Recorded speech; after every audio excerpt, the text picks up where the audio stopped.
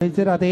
सभी भक्तों को हर हर महादेव साधा जैसे कृष्णा शरीर से भाई नमस्तुभ्यम। पूज्य गुरुदेव का आगमन हो चुका है। गुरुदेव व्यासपीठ पर मंचासीन हो चुके हैं। आप सबकी तरफ से व्यासपीठ को नमन करते हुए हम सबके प्रिय, हम सबके लाडले ठाकुर कल्लू जी महाराज के चरणों में नमन करते हुए परम सत्य परम आदरणीय विश्व विख्यात पूज्य गुरुदेव के पावन चरणों को नमन करते हुए और आप सभी शिव भक्तों के चरणों में नमन करते हुए सुंदर आज कथा के विराम दिवस में हम सभी प्रवेश करेंगे।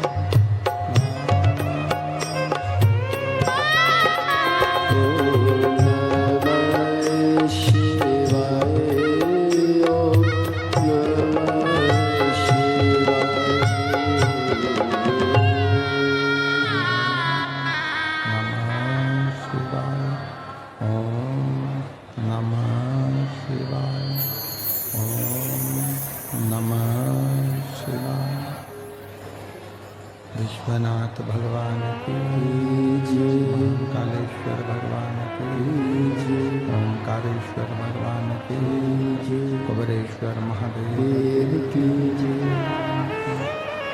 हर हर महादेव हर हर महादेव हर हर महादेव।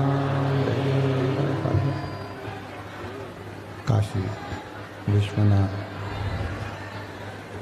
ओगरदानी त्रिकालदर्शी कैलाशी अविनाशी भगवान शिव जिनकी पुनित पावन पवित्र शिव महापुराण की कथा भगवान देवाधिदेव महादेव की पवित्र पावन भक्तिमय भूमि धरा गुजरात पवित्र पावन भूमि बड़ोदरा में भगवान शिव की पवित्र पावन कथा श्रवण करने का सौभाग्य बाबा देवाधिदेव महादेव की कृपा से आप और हमको प्राप्त हुआ, जो संपूर्ण जगत का कल्याण करने वाले हैं, संपूर्ण जगत का उद्धार करने वाले हैं। ऐसे भगवान देवाधिदेव महादेव जिनकी ये पवित्र पावन कथा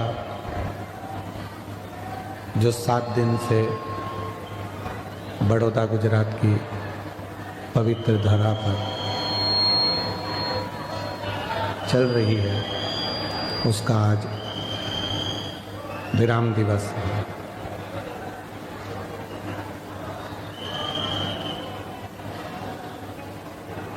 पूरी रात से शिव भक्त इस कथा का इंतजार कर रहे हैं।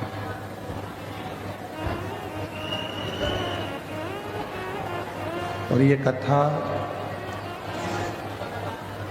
आप देवाधिदेव महादेव की अविरल भक्ति, उनका विश्वास, भरोसा, दृढ़ता आपको कथा के मंडप में, कथा के पंडाल में ले जाकर बैठाएगी।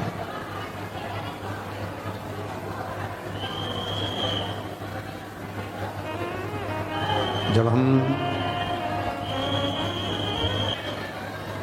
भगवान देवाधिदेव महादेव की अविरल भक्ति को हम धारण करते हैं तो शिव विश्वास की उस अविरल भक्ति को, विश्वास की उस अविरल भक्ति को स्वीकार कर कर हमारी खपी जोड़ी भगवान शंकर कर देते हैं।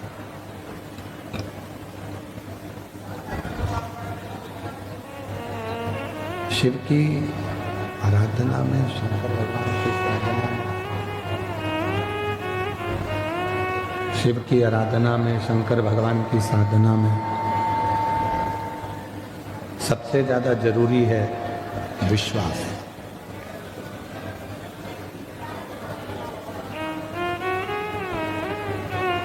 एक विश्वास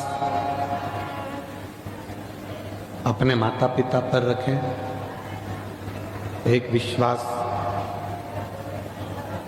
अपने आप पर रखें, एक विश्वास वो देव अधिदेव महादेव जगत के बाप पर रखें। क्योंकि हमें वो विश्वास ही एक ऐसा है जो शिव से मिलाता है। वो विश्वास ही एक ऐसा है जो हमें भगवान देव अधिदेव महादेव से मिलन कराता।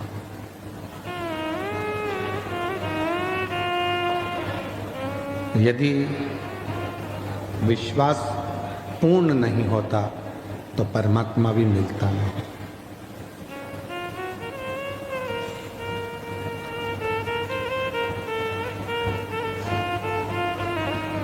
घर के वास्तु को ठीक करने के लिए अपनी वास्तविकता को ठीक करना जरूरी है।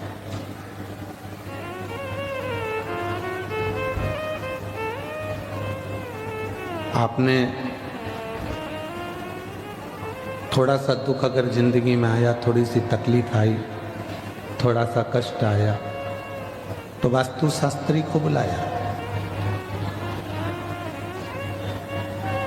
और वास्तु शास्त्री को बुलाकर कहा कि हमारे थोड़ी तकलीफें चल रही है, आप बताओ इसका कोई निर्णय, इसका कोई उपाय। उसने कहा कि ये जो तुम्हारी जो सीढ़ियाँ हैं ये गलत है, तुमने सीढ़ियाँ बदल ली। फिर उसने कहा कि तुम्हारा जो रसोई घर है, किचन है, ये गलत है, तुमने रसोई घर भी बदल लिया। फिर वास्तु शास्त्री ने कहा कि ये चित्र यहाँ की जगह वहाँ लगाओ, वहाँ की जगह वहाँ लगाओ, तुमने वो चित्र भी बदल कर देख लिया।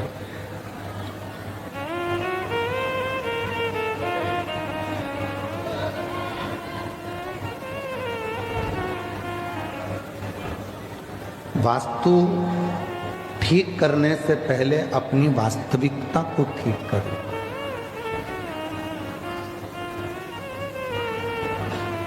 हम स्वयं को ठीक नहीं कर पा रहे। सीढ़ियाँ बदल कर देख ली, दुकान बदल कर देख लिया, घर बदल कर देख लिया, रसोई घर बदल कर देख लिया, आवाज़ सेट नहीं हुई है।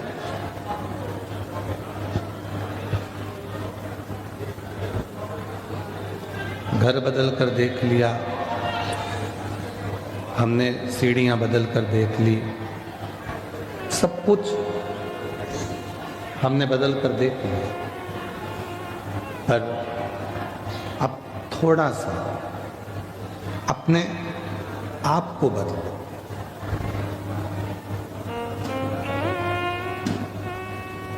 हम जब अपने आप को बदल लेते हैं तो अपने आप सब कुछ बदला बदला सा लगने लगता है और जिंदगी में कुछ ना कुछ अच्छा होना प्रारंभ हो जाता है। हम स्वयं को नहीं सुधार पा रहे।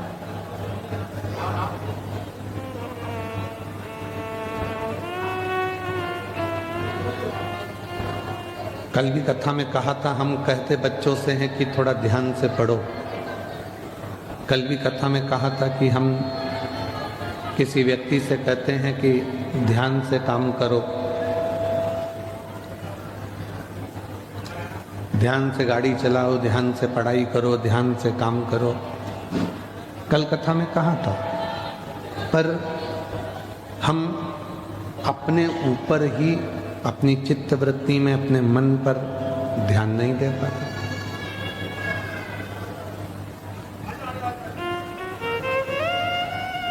शिवलिंग के सामने, मंदिर में या घर में,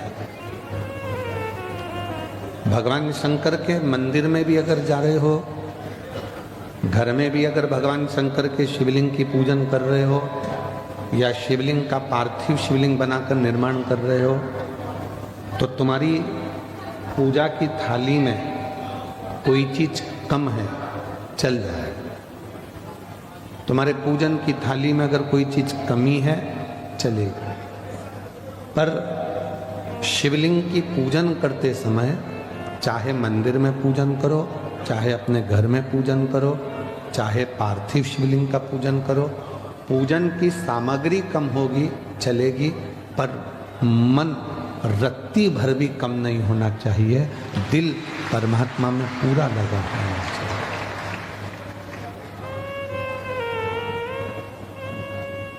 24 घंटे नींद भजन करना मत करो। 12 घंटे भी आपको भगवान का भजन नहीं करना, मत करो। हम नहीं बोलेंगे कि तुम 12 घंटे करो, कि 10 घंटे करो, कि 20 घंटे करो, आपको मत करो। आप 5 घंटे भी अगर भगवान का भजन नहीं कर पाए तो मत करो, कोई बात नहीं। आप 3 घंटे भी भगवान का भजन नहीं कर पाए तो कोई बात नहीं।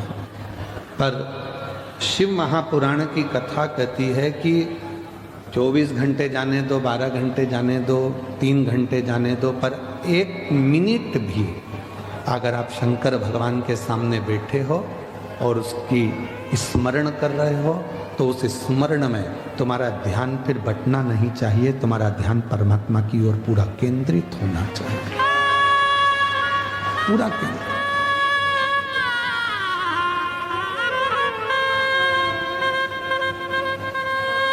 हम अपनी निगाहों को भी बांट देते हैं, हम अपनी श्रवण की शक्ति को बांट देते हैं, हम अपनी वाणी को भी बांट देते हैं, हम अपनी श्रवण शक्ति को बांट देते हैं, हम अपनी दृष्टि को बांट देते हैं, हम अपने विचारों को भी, जो परमात्मा की ओर अग्रण्य होना चाहिए, उस मन को भी हम बांट देते हैं। आज कथा का विराम दिवस है।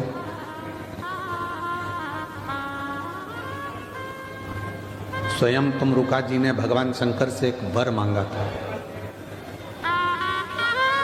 जब ईश्वर जी और गोरा जी बनकर कथा की शुरुआत हुई थी, और जब चंचुला का पति बिंदु प्रेत योनि से छूट गया था, चंचुला खंड सौभाग्यवती धारण कर ली थी, तब तुमरुका जी ने भगवान शिव जी से हाथ जोड़कर कहा था कि ये कथा तो विराम हो रही है, और आज कथा का विराम हो जाएगा। ये तुमरुका जी कहे शंकर भगवान से, कथा तो विराम हो रही है, पर मुझे एक वर दे दो। शिव जी ने पूछा कौन सा वर? तुमरुका जी बोले बस एक वर ये दे दो कि जैसे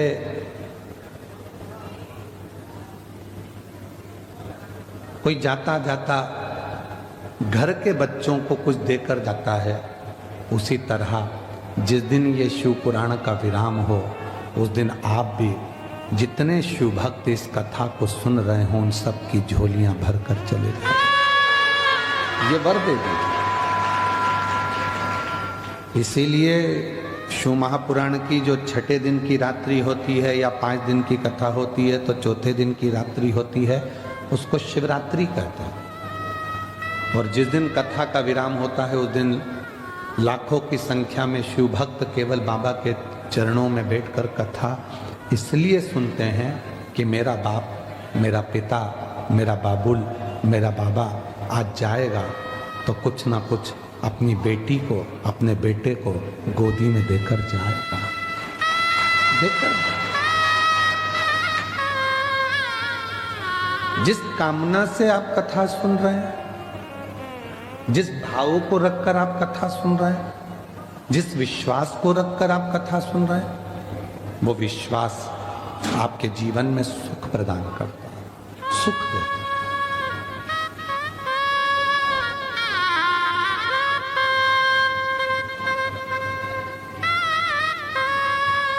भरोसा प्रदान करता है।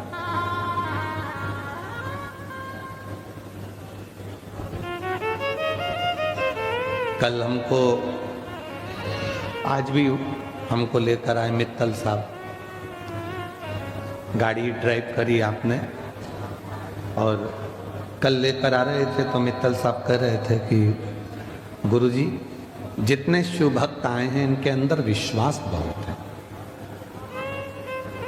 तो हमने मित्तल साहब से कहा कि मित्तल साहब, विश्वास होता है तभी भीतर का विष समाप्त होता है और विश्वनाथ प्राप्त होता है।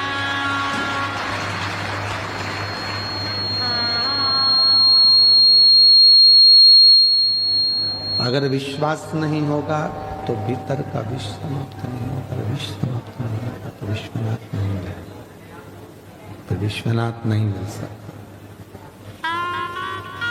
विश्वास ही भीतर के विष को समाप्त करता है, भीतर के ताप को समाप्त करता है, भीतर के क्लेश को समाप्त करता है।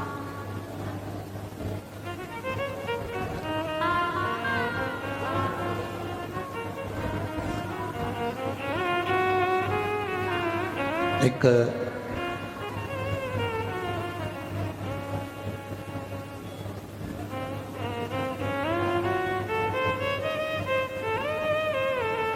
राजस्थान जयपुर की एक बेटी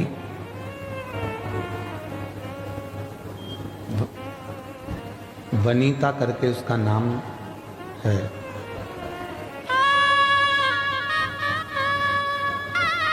और उस बेटी को जब वो एक कथा वहाँ हुई थी, माहेश्वरी कथा कराए थे, एक कथा वहाँ कराई थी भी माहेश्वरी जी ने राजस्थान में। तो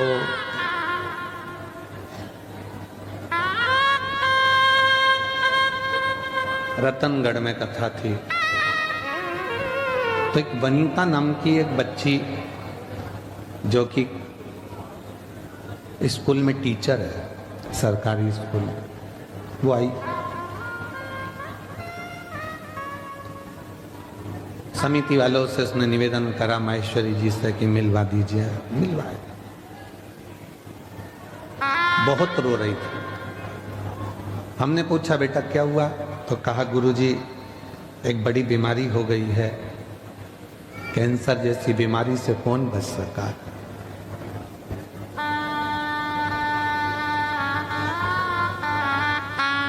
हमने कहा कौन से स्टेज की है, तो कहा 4th स्टेज।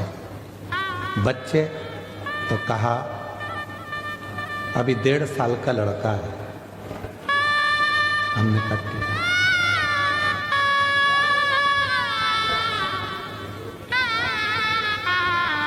क्या चाहती हो, ये बीमारी समाप्त हो जाए। हमने कहा ये तो हम कर ही नहीं सकते, डॉक्टर के पास जाओ, दवाइयाँ लो, इलाज कराओ। कीमो बोले कीमो कराओ, थेरेपी का बोले थेरेपी कराओ। आप कुछ नहीं करोगे। हमने कहा नहीं, हम डॉक्टर थोड़ी ना जो हम कुछ करेंगे। तो फिर कोई उपाय बता दो। हमने कहा एक उपाय है, आज कथा के पंडाल में तुम ये छोड़कर चली जाना कि तुम्हें कैंसर की बीमारी है, और आज से जिंदगी ऐसी जीना कि मुझे कोई बीमारी है ही नहीं। खुश होकर माइंड में से निकाल दे कि कोई बीमारी है। बच्चे के साथ खुश रहे, पति के साथ खुश रहे, परिवार में खुश रहे, स्कूल में ज़्यादा समय निकालो, अपना पूरी एजुकेशन पढ़ाई जो करते हो कराओ, खूब एंजॉय का जीवन जी, खूब एंजॉय।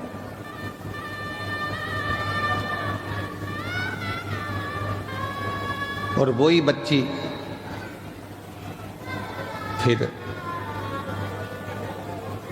हमारे एक जजमान के यहाँ कथा थी, तो वहाँ पर हम जब गए, वो कहाँ कथा थी, जयपुर में, तो अग्रवाल जी के यहाँ हमारा ठहरना हुआ था। फिर वहाँ वो मिलने, हमने पूछा क्या हुआ, 4th स्टेज का कैंसर था। कहा गुरुजी सारी रिपोर्ट नील आ गई। मैं ठीक हूं।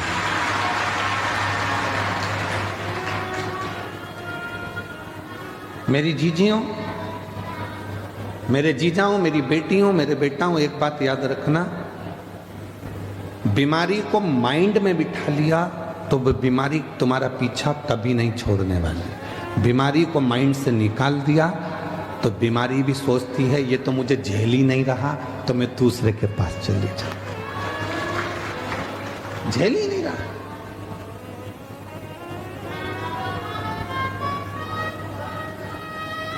हो सकता है हमारी बात का लोगों को बुरा लग जाए, पर बोलो तो हम कह देते हैं, बोलो तो हम बोल दें।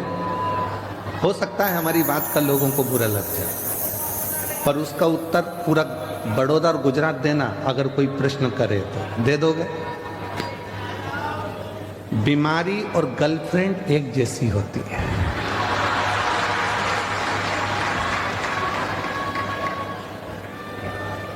आपने दिमाग में से निकाल दिया, ये दूसरे के पास चली जाती है। बोलो सही है कि गलत है? दिमाग में से निकाला, चलिए।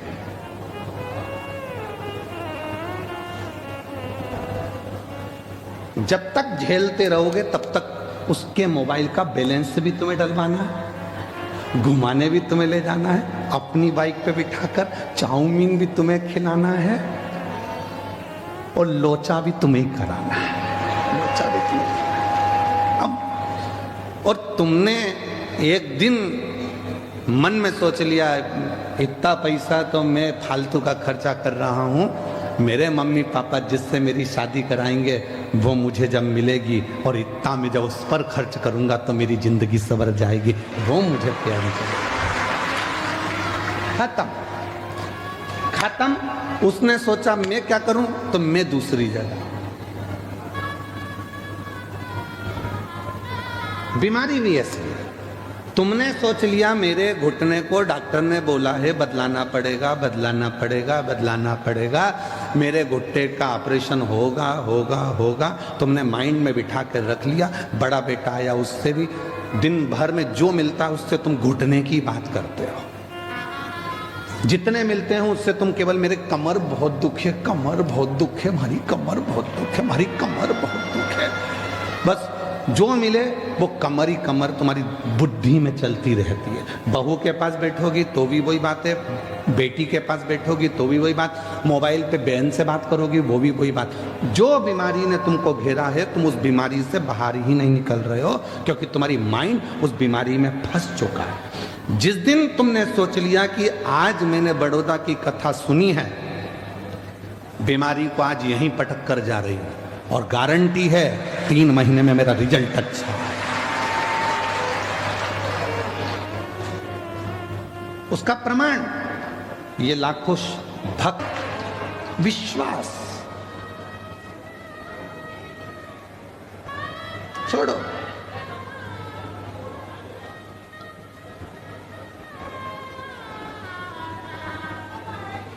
आप अपने दिल से अपने दिमाग से ये निकाल दो कि मैं बीमार हूं।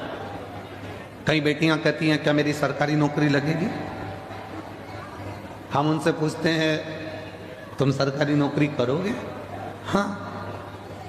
लगेगी? हाँ। कोई उपाय? तो हम बेटियों से बेटाओं से कहते हैं अगर सरकारी नौकरी चाहते हो, तुम कहते हो कि कोई उपाय, उसका एक ही उपाय है, अपनी मेहनत को 4 गुना बढ़ाना। रात दिन एक कर दो, परिश्रम खूब करो, और आखिरी में जिस दिन कंपटीशन एग्जाम में बैठो, एक बेलपत्री पर शहद लगाकर शंकर को चढ़ाकर चले जाओ, फिर वो कार्य बाबा संभाल। मेहनत करो, परिश्रम करो। अब हम मेहनत भी नहीं करें, परिश्रम भी नहीं करें और सोचे कि सीवर वाले बाबा जी ने कहा है तो मेरा जॉब लग जाएगा, नौकरी लग जाएगी, नहीं लगे। मेहनत आपको करना पड़ेगा, परिश्रम आपको करना पड़ेगा। आ जाओ।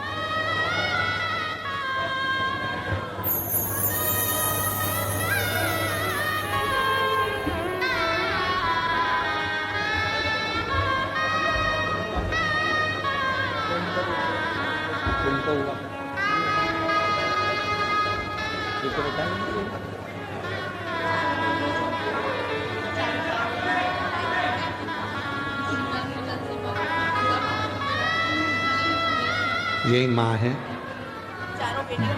जिनको डॉक्टर ने कैंसर बता दिया था और चारों बेटियां माँ को लेकर सीहोर पहुंच गई। कंकर शंकर पूजन करके रुद्राक्ष लेकर आ गई। जांच भी कराती रही, दवाई भी कराती रही, जो जो डॉक्टर बोला सब कराया और आखिरी में हिम्मत करी तो पूरी रिपोर्ट नील आ गई और सारी गठाने गल गई। रोते नहीं आप, आंसू पोछो, पहले आंसू पोछो, अच्छे खुश होकर जाओ। इतनी अच्छी आपकी बेटियां हैं, आपको संभाल ली, और क्या चाहिए? बस शिव जो जैसी भावना लाया वो वैसा ही फल पाया, नहीं खाली उसे लौटाया वो मन हर्षाया, कर दिया माला माल काशी वाले ने, लुटा दिया भंडार काशी वाले ने, लुटा दिया भंडार काशी वाले ने, कर दिया माला माल काशी वाले ने। जिस विचार को तुम्हारी चित्त वृत्ति में तुम लेकर आओगे, तुम वैसे सोच लिया कि सरकारी नौकरी करना है, मिलेगी, मेहनत करना पड़ेगी, परिश्रम करना पड़ेगा।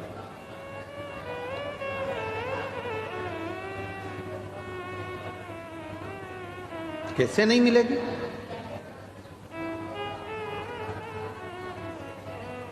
सूरत की कथा में एक बात कही थी कि दुनिया में कोई ऐसा सिंहासन नहीं है और कोई ऐसी कुर्सी नहीं है जिस पे तुम नहीं बैठ सकते। अगर अंदर विश्वास है, भरोसा है, मेहनत है, परिश्रम है तो तुम बैठो। कई लोग कहते हैं गुरुजी हमको आशीर्वाद दो, अगली बार हम कथा करा, हम जजमान बनकर खुद कथा करा। हम उनको आशीर्वाद की जगह ये कहते हैं कि विश्वास पक्का रखना, मेहनत 4 गुनी करना, तो अगली कथा तुम कराओगे।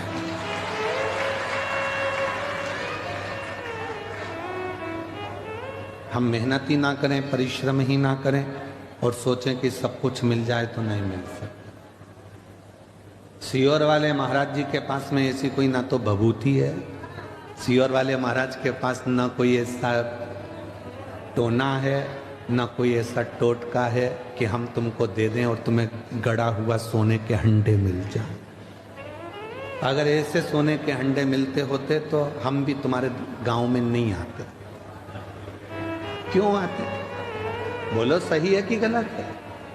मेहनत करना है, परिश्रम करना है, और वो मेहनत, वो परिश्रम एक दिन तुम्हें उन्नति की उस सीढ़ी पर लेकर जाएगा जिस पर तुमने कभी सोचा ही नहीं था। तुम्हें कोई साधन नहीं। एक चने बेचने वाले का बेटा हूं, पिताजी चने बेचते थे।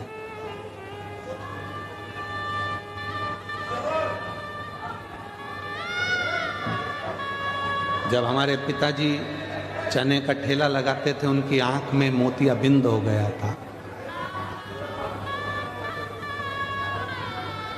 ऑपरेशन के लिए ग्वालियर लेकर गए, पैसा नहीं था। चने के ठेले को हम धकाते, बेचते, जो इकट्ठा होता वो रखते और पिताजी का ऑपरेशन कराते। माँ के पाँव में जो चांदी की पाँव की पायल थी वो भी बेच दी गई। माँ के पास में अगर कोई थोड़ी बहुत रकम थी वो भी निकाल कर बेच दी गई और पिताजी का आंख का ऑपरेशन करा।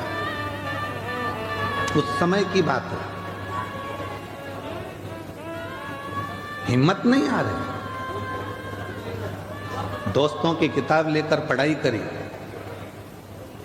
उनके कपड़े पहनकर स्कूल और कॉलेज चले गए। दूसरे का शादी का मंडप लगा था, उसी मंडप में अपनी बहन की शादी करी, क्योंकि मंडप का पैसा भी नहीं था। हिम्मत नहीं हारी, और आज हिम्मत नहीं हारी, इसीलिए आप लोगों से कहते हैं किसी ने साथ नहीं दिया। जो इतना डोंडी पीटते हैं, परिवार इतना बड़ा है, कुटुंब इतना बड़ा है, रिश्ते इतने सारे हैं, कोई साथ नहीं देता। व्यर्थ की बात है।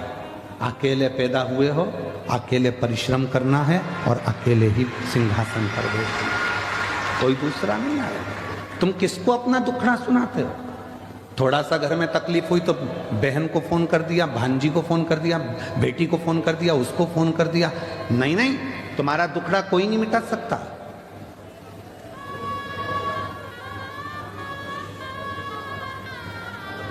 अगर तुम अपनी बेटी को फोन करके भी बोल दोगे कि तेरी भाभी परेशान कर रही है, कौन सी ननंद है, तो छाती पर आकर कह दे भाभी तुम मेरी बहन मम्मी से क्यों लड़ रहे हो? दम चाहिए। वो भी किसी की बहन है, वो भी किसी की बेटी है, वो भी बोल सकती है, उसमें भी सामर्थ्यता है। इसलिए किसी को अपना दुखड़ा मत कहो। दुखड़ा कहना है, एक लोटा जल लेकर शंकर जी के मंदिर में जाकर, वो जगत का बाप है, उससे इतना जरूर कहो कि बाबा मेरी जिंदगी के सारे दुख काट देना, कोई बुरा नहीं है। हो सकता है मेरी किस्मत में पूर्व में कोई कर्म भोगने का रह गया था, वो आज भोग रही हूं, पर बाबा तू तो कर्म के लेख को भी मिटा सकता है, तो मेरे लेख को भी मिटा देना और मुझे अच्छा कर दे। उसको कहो ना, किसको कह रही? भाई आया तो उसको कह दिया, बहन आई तो उसको कह दिया, रिश्तेदार आए तो उनको कह दिया। क्या कर लेंगे रिश्तेदार? शादी में सब खा पी के चले जाते हैं, 500 रुपए की एक प्लेट निपटा के, दूसरी बार कोई नहीं आता। तुम्हारे घर में क्या हो रहा है उनको कोई मतलब नहीं है।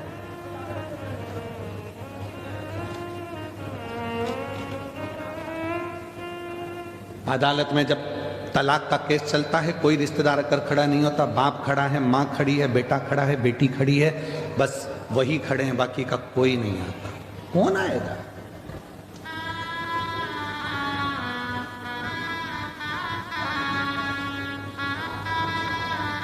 तुम्हारे यहाँ बड़ौदा में बारात निकलती है क्या? दूल्हा घोड़े पे बैठ के, घोड़ी पे बैठ के निकलता है? जम के तो बोलो। नाचने वाले घोड़ी के पीछे नाचते हैं कि आगे? आगे, ठीक है। और मरने के बाद अर्थी निकलती कि नहीं निकलती? निकलती है। परिवार वाले आगे नाचते हैं कि पीछे?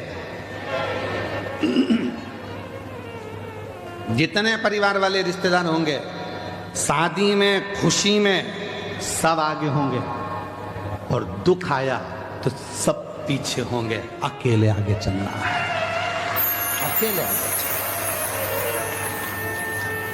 खुशी है तुम्हारे यहां, धन है तुम्हारे पास में, बहुत खुशियां हैं, सारे रिश्तेदार आगे आगे नाचेंगे। मैं रसगुल्ला ला दूं, मैं जलेबी ला दूं, मैं ये ला दूं, मैं वो ला दूं, मैं ये कर दूं, कपड़े पहना दूं, चेन पहना दूं, अंगूठी पहना दूं। सारे रिश्तेदार आगे आगे आगे आगे आगे आगे। खुशी है तो, और दुख आया सब पीछे है। बात करते करते जा रहे हैं, कितना अच्छा था, निपट गया।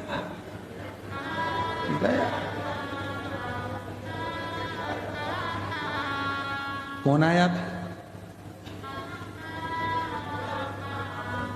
कौन आया? फिर तो कह देंगे देखो हम मरे का भोजन नहीं करते, इसलिए हम 12वें में नहीं आते।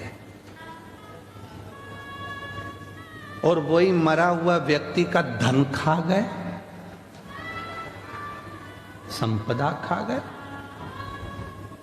तेरे पास में मेरा लड़का देकर गया था, इतना पैसा नहीं रिहा तो अब तू लौटा दे।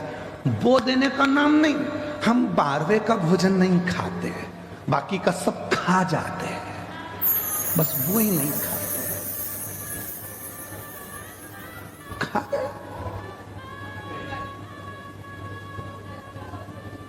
लोग कहते हैं सीवर वाला बाबा बहुत आड़ा टेढ़ा कथा बाजता है, तो उसमें दिक्कत क्या, मत सुनो, उसमें क्या प्रॉब्लम। सत्य थोड़ा कड़वा होता है, सत्य कड़वा होगा। और सुनो, दवाइयां धीरे धीरे असर करती है, और एक इंजेक्शन अच्छा जोरदार लग जाए ना, जोरदार, फिर वो असर कर जाता। सब अपने हैं। मेरा परिवार इतना बड़ा, मेरे रिश्ते इतने बड़े, मेरे नाते इतने बड़े, मेरे कुटुंब इतने बड़े, मेरे, पर याद रखना अकेले ही चलना है, कोई दूसरा। और केवल तुम्हारे साथ नहीं हुआ है, शिव जी के साथ में भी ये हुआ। अमृत निकला मंथन से, पीते समय 33 कोटि देवता को शंकर जी याद नहीं आए। एक भी देवता ने ये नहीं कहा कि शिव जी को अमृत देना, एक ने भी ये नहीं कहा कि शंकर जी दे गए अमृत पीने से, एक ने भी ये नहीं कहा कि अमृत भोलेनाथ जी के पास पहुंचा दो, एक ने भी ये नहीं कहा कि शिव जी के पास अमृत भेज दो। पार्वती जी तो इंतजार कर रही थी, तुम्हारे इतने सारे परिवार वाले कोई अमृत लेकर आएगा, एक नहीं आया। एक आए कब, जब विष निकला, कोई नहीं पिया, न पृथ्वी ले, न आकाश ले, न पाताल ले, न कोई ले, कोई लेने को तैयार नहीं हुआ, न देवता ले। तब पूछा फिर इसको किसको दे, किसको दे? तो कहा एक काम करो कि वो शंकर जी के पास भेज दो। शिव जी विष, हाँ ले जाओ। शंकर जी के पास पहुंचे विष लेकर, तो भोलेनाथ जी ने कहा ठीक है लाओ मुझे दो। पार्वती कहती है कैसी बात करते हो, अर्धांगिनी हूं तुम्हारी, अमृत लाते तुम्हें अपने पति को पिला देती, विष मेरे पति को दे रहा हूं।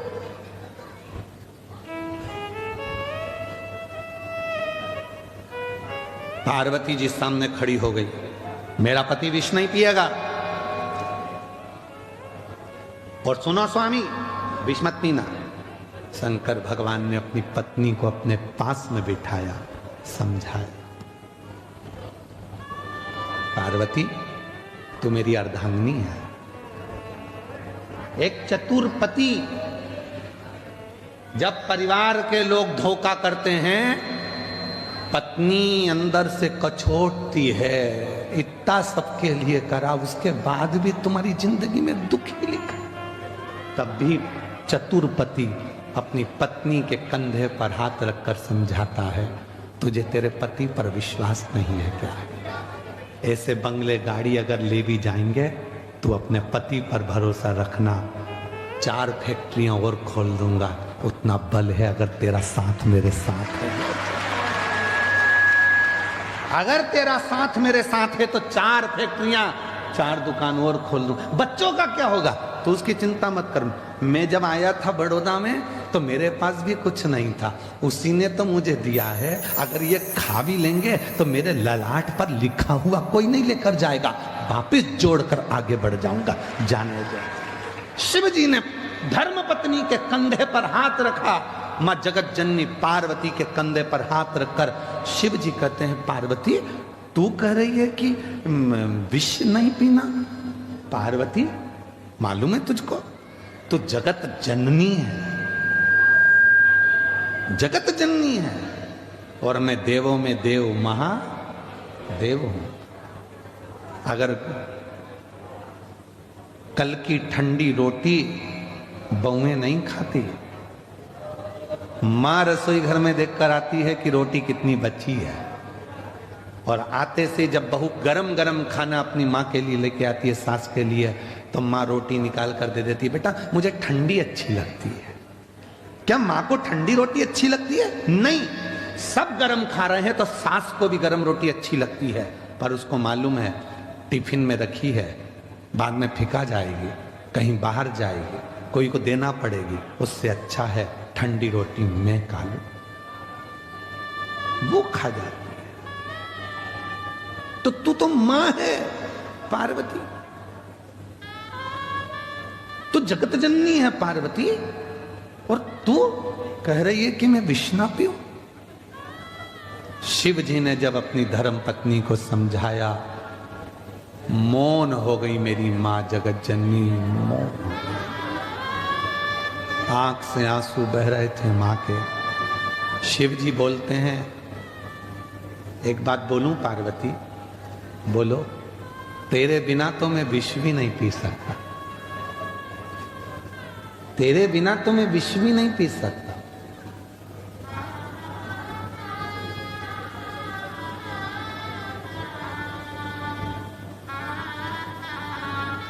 तलाक शब्द मुसलमानी शब्द है।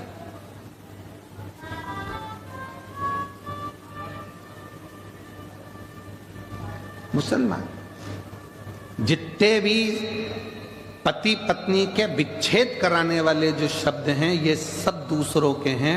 हमारी भारतीय परंपरा में, सनातन धर्म में एक भी ना तो मंत्र ऐसा है, ना कोई साधना ऐसी है, और ना कोई नियम ऐसा है कि पति पत्नी को कोई अलग कर सके। पति पत्नी 7 जन्म तक एक दूसरे के हैं, बस उनके विचार मिलना चाहिए। ये सब शब्द दूसरों के हैं।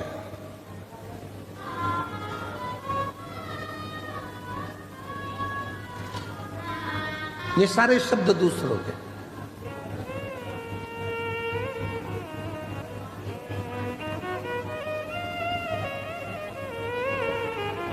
क्यों चिंता करते हो? तू बोल, मैं तेरे बिना तो विष भी नहीं पी सकता पार्वती, तू बोलेगी तो मैं विष पीऊंगा। ठीक है। पार्वती जी ने कहा, गणेश जी, कार्तिकेय, अशोक सुंदरी, जया, विषहरा, शामली बारी, दौतली देव, इन सब बच्चों को दूर कर दो, नंदी को भी दूर कर दो, तब विष पीना। इनको मालूम पड़ेगा कि हमारे पिताजी को देवताओं ने विष दे दिया था और खुद ने अमृत पी लिया था, तो इनके मन में गलत भाव आ जाए। दूर करो इनको।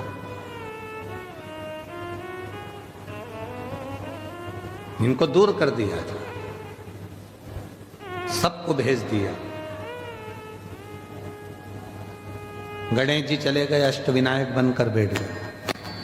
कार्तिकेय गए, श्री सैलम पर जाकर बैठ गए। अशोक सुंदरी काशी में जा गई। जया, विषहरा, शामली बारी, दौतली देव हरिद्वार पहुंच गए।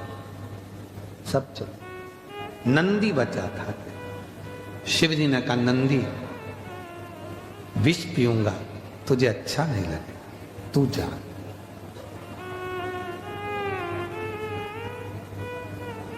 घर में कोई एक प्यार करने वाला होता है जिसको तुम्हारे धन से मतलब नहीं होता, तुम्हें देखकर जीता है, तुम्हारे चेहरे की खुशी देखकर जीता है।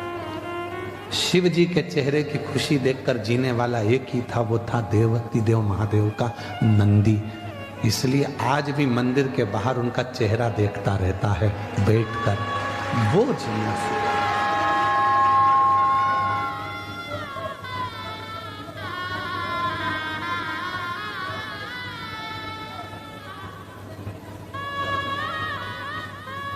तुम्हारे चेहरे पर दुख नहीं देख सकता।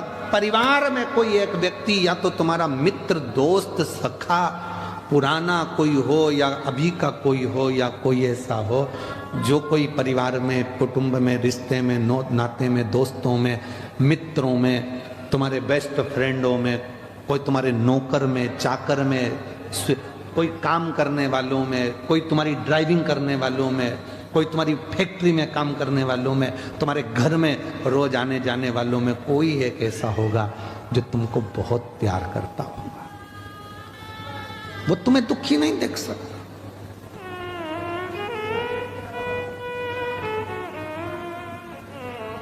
नंदी जाओ। नंदी कहते मैं नहीं जाऊंगा, तुम विष पियो। पार्वती जी ने पूछा तो शिव जी का कहना नहीं मानेगा? नहीं।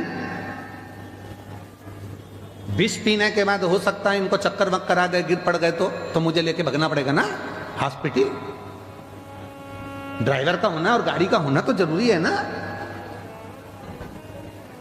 शिव जी मुस्कुराकर बोले मैं विष पीऊंगा, थोड़ा बहुत गिर गया तो नंदी बोले आपके पास रहकर चिंता मत करो, थोड़ा बहुत अगर विष नीचे गिर भी गया, आप चाहते हो ना किसी को नहीं मिले, मैं बैठा हूं, जो गिरेगा ये नंदी चाट जाएगा, नंदी चाटेगा, आप चिंता मत करो। कभी कभी जिंदगी में ऐसा समय आता है जो सज्ञ हैं वो 500 रुपए नहीं देते। जिस ड्राइवर ने, जिस वर्कर ने, कोई मित्र ने, जिसके पास कुछ भी नहीं था, जो तुमसे प्यार करता है, वो कह देता है साहब चिंता मत करना, आप आंटी जी चिंता मत करना, मैं तुमको ला कर देता हूं, तुम तो तुम्हारा काम करो, बेटा तुमको पढ़ाई करना है, कोई नहीं देगा ना, मैं दे दूंगा, तुम चिंता मत करो। साधारण व्यक्ति जिससे सोचा ही नहीं था, प्रेम था उसके अंदर, उसने अपनी तनख्वाह में से, अपनी जेब में से लाकर दे दिया, ये लो, दुखी मत हो, दुखी मत हो। नंदी तुम विष पियो, गिरेगा, मैं चाटू।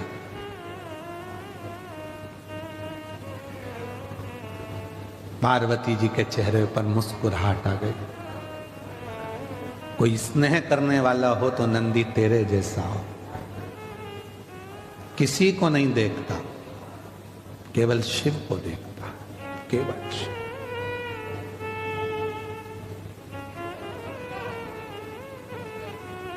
केवल शिव को, उसके सिवा किसी को नहीं।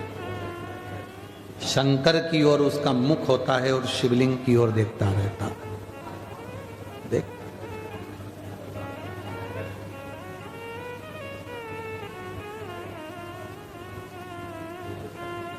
देखता। कभी जिंदगी में कोई अच्छा मित्र, कोई जीवन में अच्छा सखा एक ऐसा होता है जो तुम्हारे पीछे खड़ा होता है, पीछे।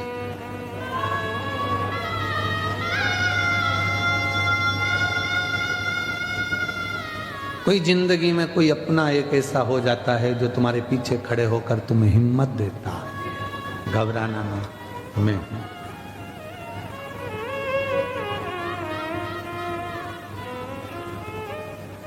लोग धर्म पत्नी को केवल धर्म पत्नी मानते हैं और उसको सोचते हैं कि करवा चौथ आएगा तो साड़ी मांगेगी, जेवर मांगेगी, रकम मांगेगी।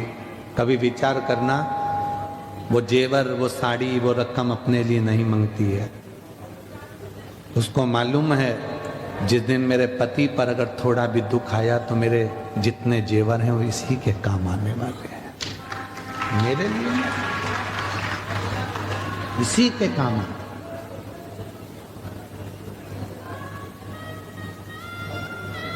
स्नेह कोई चाहने वाला अगर मिले, फिर निवेदन करूंगा, प्यार में धन नहीं होता, प्यार में पैसा नहीं होता, और प्यार चेहरा देखकर नहीं होता, प्यार तो दिल से एक दूसरे के भाव मिलना चाहिए, स्नेह मिलना चाहिए, वो प्रेम, वो वात्सल्यता।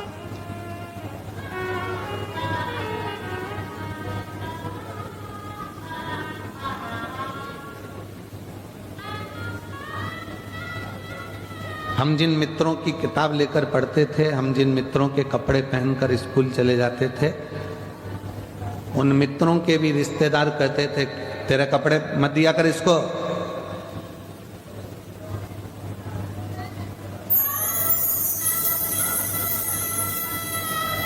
अपने कपड़े क्यों देना किसी को? उसके घर में खाने का नहीं है, तू उसके कपड़े पहनेगा तो तेरे घर में भी कुछ नहीं बचेगा।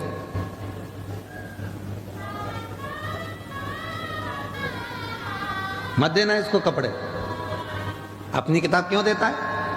बहुत सारे मिलते थे, फिर भी एक हमारा मित्र ऐसा था कि वो चुपचाप से स्कूल के बैग में कपड़ा फंसा कर लाता था, शर्ट, और लाकर दे देता था, आज ये वाली शर्ट पहन के चले जाना एग्जाम में, तेरी क्लास अलग है, मेरी क्लास अलग है, चले। कोई चाहने वाला चाहिए। जो धन, उस समय पर धन नहीं था तो भी तो प्यार करने वाला था, प्रेम करने वाला था। कोई चाहने वाला चाहिए, स्नेह करने वाला चाहिए, जो प्रेम धन से।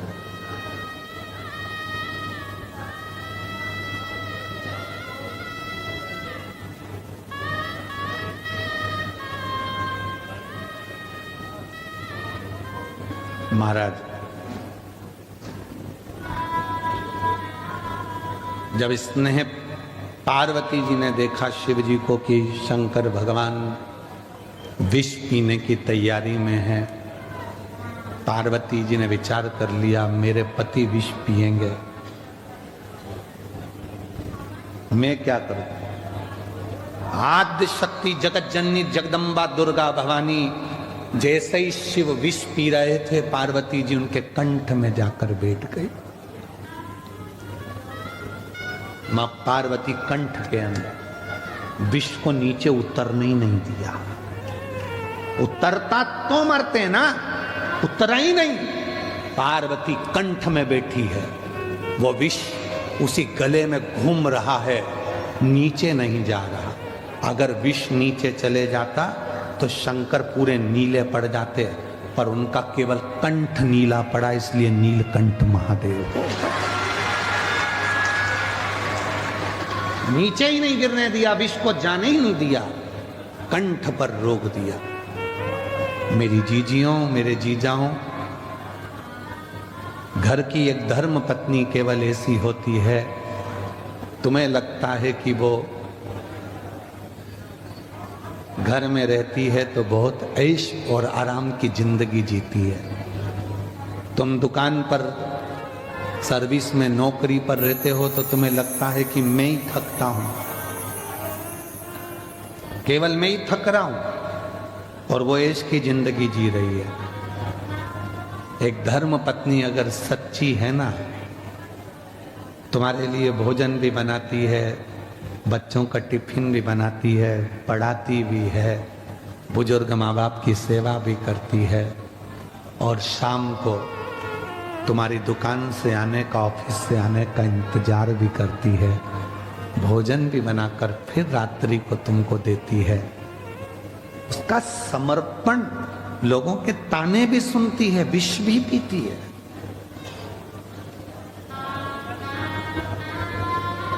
वो सच्ची धर्म पत्नी।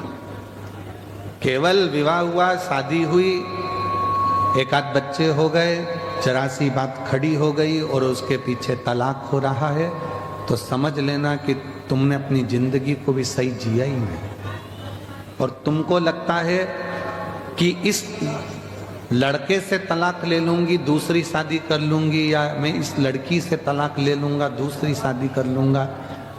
हो सकता है कि आने वाला समय कैसा, उसको निभाओ, समझो क्यों विवाद हो रहा, किस चीज के लिए, थोड़ा निभाओ,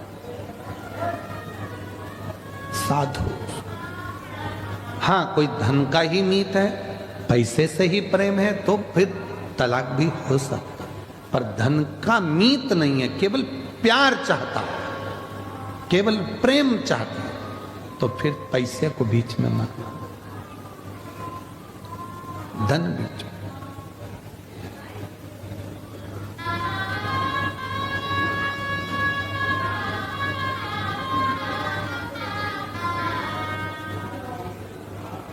शिव से जब प्रीत बढ़ती है, प्यार बढ़ता है देवादिदेव महादेव से, तो मां जगत जननी कंठ में बैठ जाती, विष ही नीचे नहीं गिरा।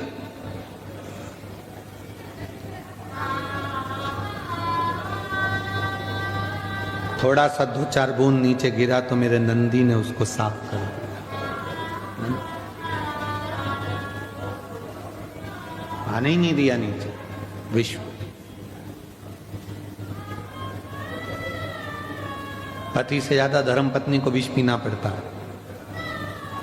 ताने किसको सुनना है? धर्म पत्नी को। घर में बच्चे नहीं होते ना, बेटे से कोई नहीं कहता, सब बहू को ही कोसते हैं, बच्चे ही नहीं हो रहा है, बच्चे ही नहीं हो रहा है, बच्चे ही नहीं हो रहा है, संतान ही नहीं है। पति को कोई बांझा नहीं कहता, औरत को ही लोग बांझ कहते हैं। पति का तो कोई नाम ही नहीं लेता, कि कभी आज तक सुना कि इसको बच्चे नहीं होते, बांझा है। पर पत्नी को कह देंगे, कोस कोस के मार देंगे, बांझ है, बच्चे नहीं है, संतान नहीं है। मौसी आई तो के, मामी आई तो के, भाभी आई तो के, ननंद आई तो के, बच्चे नहीं है तो तुम्हारा दे दो, लग जाओ। बच्चे नहीं है, बच्चे नहीं है, बच्चे नहीं है, पति से कोई नहीं कह रहा। सारे दोष स्त्री को, सब विष उसको।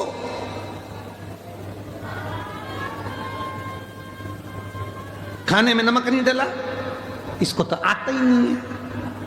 अरे भाई नहीं डाला कोई बात नहीं, भूल गई होगी इतने काम में। नमक की कटोरी तेरे पास में रखी है ना, डाल ले, चम्मच से हिला ले, और जितना ठूसना है ठूस ले।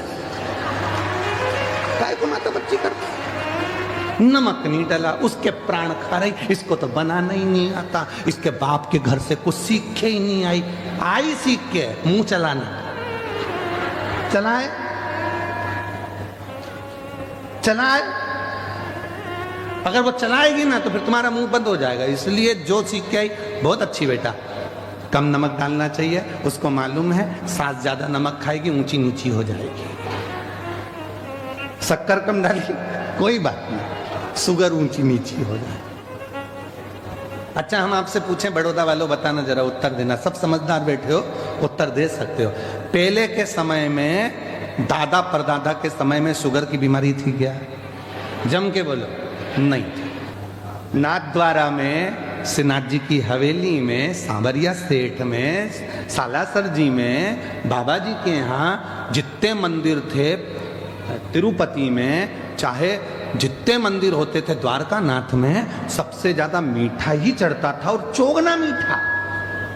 मावा 250 ग्राम तो शक्कर 2 किलो, इतना मीठा बनता था और इतना मीठा लोग खाते थे। बोलो सही है कि गलत है? शुगर की बीमारी होती थी? नहीं होती थी। क्यों नहीं होती थी? जितना मीठा वो खाते थे उतना मीठा वो बोलते थे। आज के समय में शुगर की बीमारी क्यों हो रही है? क्योंकि लोग शुगर खा तो रहे हैं पर जीवन से निकाल नहीं रहे हैं।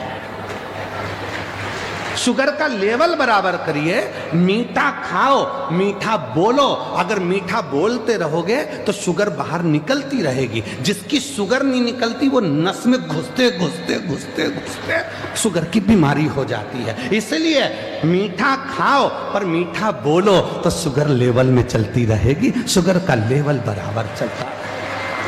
अब वो घुस रही है नस के अंदर, अब वो बाहर नहीं निकल रही तो वो खून में भरा गई। शुगर को तो बाहर निकालो ना, थोड़ी थोड़ी शुगर बाहर निकलेगी तो वो खून में नहीं जाएगी, वो खून में जा रही है। क्योंकि और शुगर की बीमारी कैसे होती है? अंदर से कुड़ते दो कुड़ते दो कुड़ते दो, शुगर बीपी सब हो जाएगा। बाहर निकालो, स्माइल प्लीज, थोड़ा मुस्कुरा लो, शुगर बीपी सब लेवल में आ जाएगा। कोई बीमारी नहीं, एकदम आई एम फाइन, मस्त। आग लगे बस्ती में, अपन रे मस्ती में। करके देखना, मीठा खा भी लो ना तो थोड़ा मुस्कुराओ, हंसो, ठाका लगाओ, बच्चों के बीच में बैठो, खूब एंजॉय करो, थोड़ा बहुत साउंड तेज चलाकर नाच भी लो। तेरे डमरू साउंड चेक कर, तेज करा, थोड़ा एंजॉय कर लो। रसोई घर में अगर भोजन बना रहे हो तो फुल एंजॉय के साथ, खूब एंजॉय। श्री शिवाय नमस्ते। बच्चे आकर चिल्ला रहे हैं, परिवार आकर चिल्ला रहा है, तो भोजन बनाने वाला आधा डिप्रेशन में पड़ा हुआ है, भोजन बनाएगा तो भोजन भी, फिर वो उसको भी गुस्सा आता है, और गुस्सा आता है तो फिर वो आटे पर गुस्सा निकलती है, आटे पर गुस्सा, और वो आटे पर गुस्सा निकला तो आटे की रोटी बनी, और रोटी बन के सबको खिलाई गई। अब सब शाम को 4 बजे तक जैसे ही ऑफिस से आए, सब आग बबूला, कहा हमारे घर में इतना गुस्सा कैसे आ गया? क्योंकि तुमने वो घर की बहू को इतना डिप्रेशन दे दिया, घर की माँ को इतना डिप्रेशन दे दिया कि वो पूरा आटे में, या फिर चाय बनाती है तो उसकी अदरक में ले वो अदरक को कूट कूट के पूरा गुस्सा निकाल देती है, और वही गुस्से की चाय तुम पी जाते हो, तो पीते से आग बबूला, मेरा नाम चिंचिंचू, वही गुस्सा भरा गया। भर लो,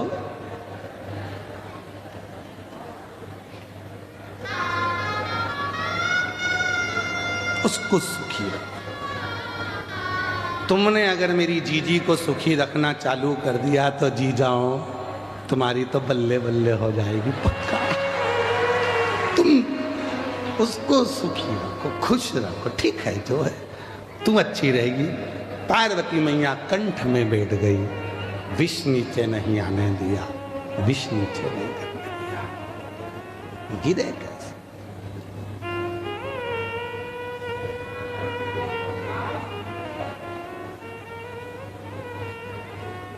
वो जगत जननी अम्बा जगदम्बा है, जगत धात्री है। और देखो भाव की शुद्धता होती है।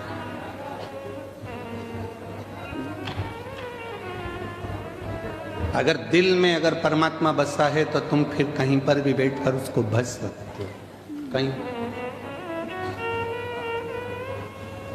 वो एक गुजरात का एक गीत बड़ा सुंदर था, उसमें वो माताएं ने, जिनने भी वो गीत गाया है, उसमें बहुत पहले वो गीत चलता था कि पंछी डारे उड़ी ने जाए जे पावागढ़ रे, और माँ काली ने जैन कीजे गरबा।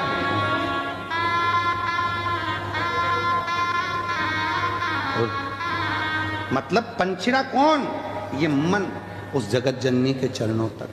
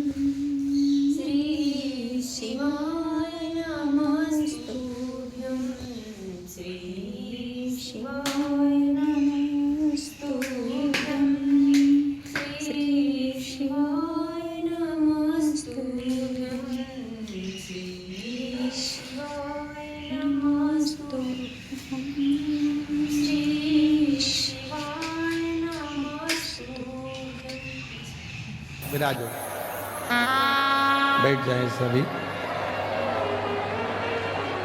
बड़े भाव से कथा चल रही है 7 दिवसीय शिव पुराण बड़ौदा गुजरात में। आज विराम का दिन है। दिल से प्रार्थना करो बाबा से, जहाँ जगह मिले वहाँ बैठकर बाबा को अपने मन का भाव कहिए। ये कथा आज 22 जनवरी को विराम होगी। 27 जनवरी से 31 जनवरी तक 5 दिवसीय शिव महापुराण की कथा। सतुआ बाबा शिविर, खाक चौक, महावीर मार्ग, पाटुन पुल नंबर 1, माघ मेले में 1 बजे से 4 बजे तक 5 दिन चलेगी। पूरे महीने भर तो आप और हम प्रयागराज की भूमि पर कल्पवास नहीं कर सके, पर 5 दिन रहकर इस पवित्र कथा का लाभ लेंगे और कल्पवास का फल पाएंगे।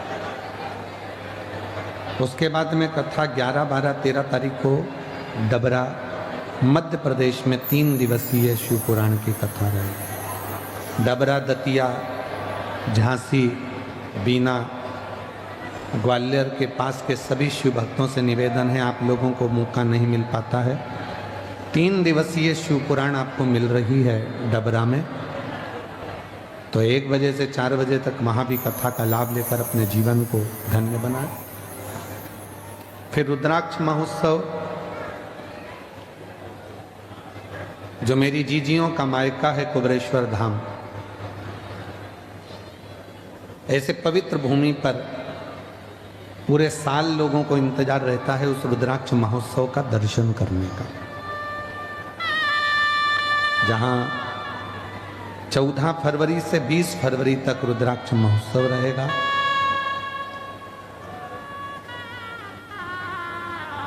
एक बजे से 4 बजे तक वहां कथा का समय रहेगा। लाभ लेंगे बाबा के रुद्राक्ष महोत्सव का।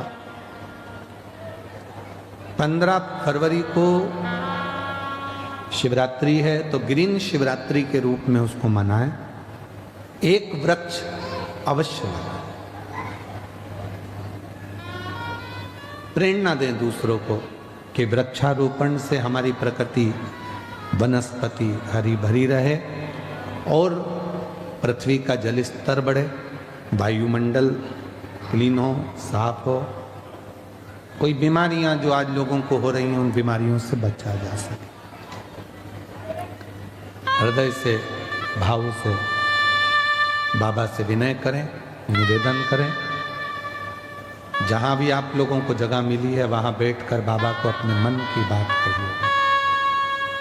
आज जब कथा का समापन हो, आरती हो जाए, आरती होने के बाद जब अपने स्थान से उठो तो जहां बैठे हो वहीं की मिट्टी को अपने हृदय से अवश्य लगाना और बाबा को अपने मन की बात अवश्य कहें।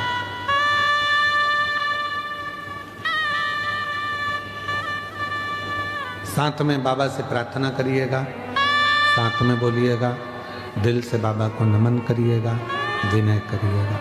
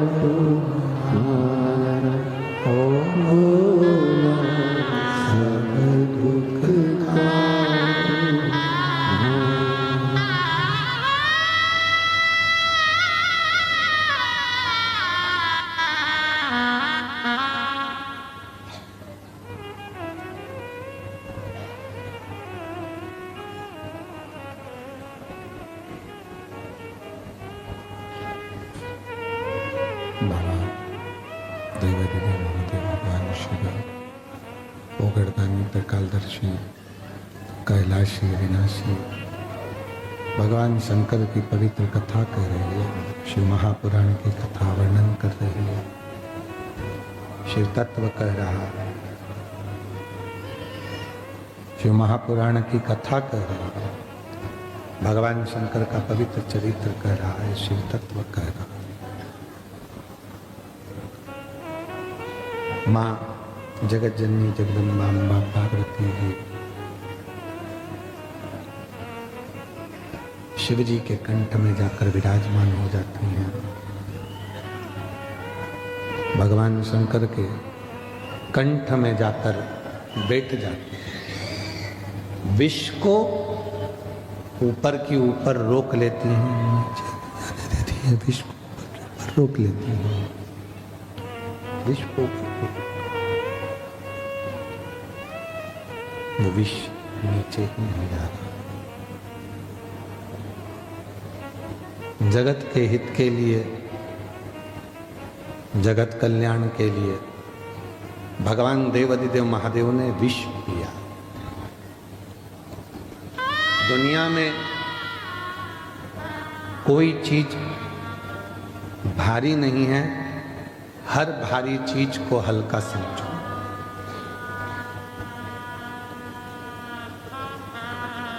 छत्रपति वीर शिवाजी का प्रसंग एक आता है। जीजाबाई ने सामने देखा था कि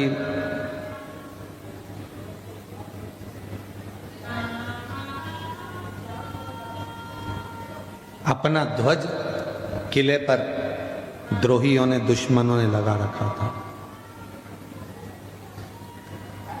और जीजाबाई ने छत्रपति वीर शिवाजी से कहा था कि ये ध्वज अच्छा नहीं लगा, इस ध्वज को निकालो।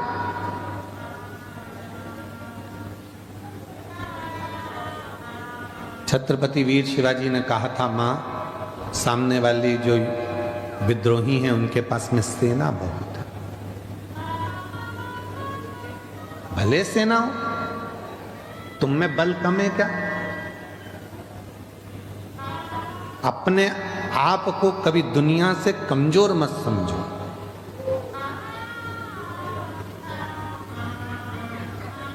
अपने आप से दुनिया से कभी कमजोर ना समझो। स्वयं को इतना प्रबल समझो कि दुनिया के सारे दुख से, दुनिया की सारी तकलीफों से मैं लड़ सकता हूं।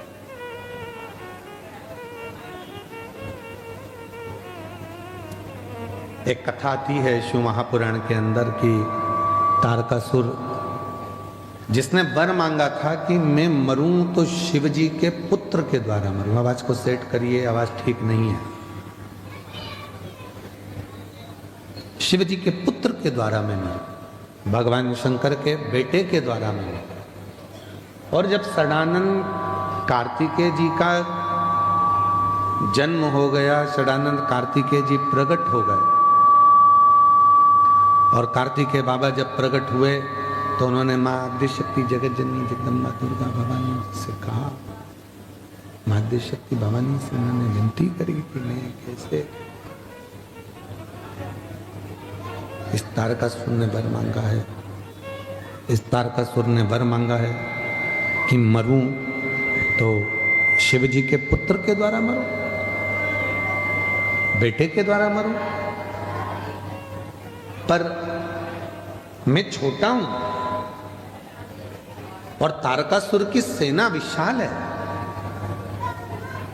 ये मुझसे कैसे मरेगा? दुनिया में कोई ऐसा काम नहीं जो व्यक्ति कर ना सकता, क्यों हिम्मत आना? मां पार्वती जी कह रही है मत आना, पार्वती कह रही है बिल्कुल नहीं। पार्वती जी कहती हैं, जिस शिव ने तुम्हें जन्म दिया है, जिस शंकर भगवान की तुम संतान हो, जिन भोलेनाथ जी ने तुमको जन्म दिया है, संसार में भेजा है, उन शिव ने तुम्हारे लिए बहुत कुछ सोच के रखा। तो क्या मेरे युद्ध में शंकर भगवान भी आएंगे, पिताजी भी आएंगे? क्या मेरे युद्ध में शिव जी आएंगे? कई लोग कहते हैं भगवान ने अगर सृष्टि बनाई है तो फिर भगवान सामने क्यों नहीं आता?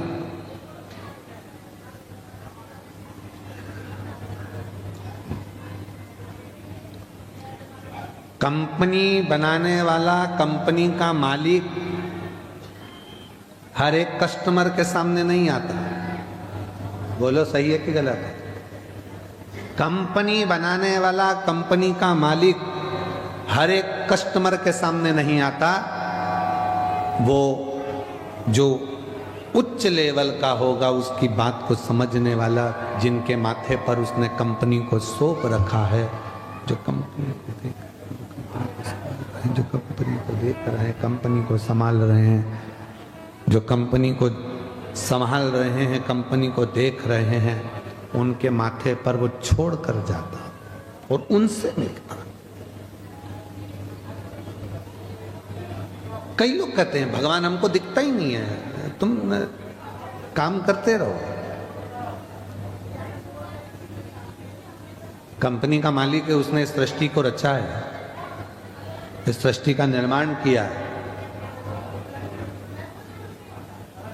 वो दिखेगा भले नहीं, पर कंपनी चल रही है।